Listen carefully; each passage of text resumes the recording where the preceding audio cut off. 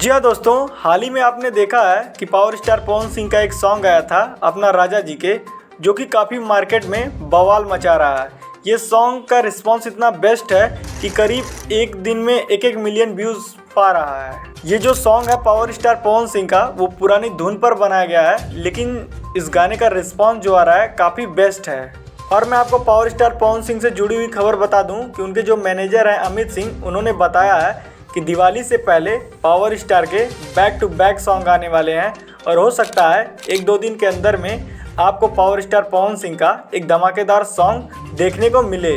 और वहीं बात करें खेसारी और काजल के विवाद के बारे में, तो मामला काफ़ी गंभीर हो चुका है।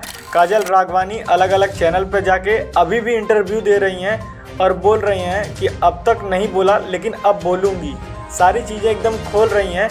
लेकिन इस पर खेसारी लाल यादव कोई प्रतिक्रिया अभी तक नहीं किए हैं।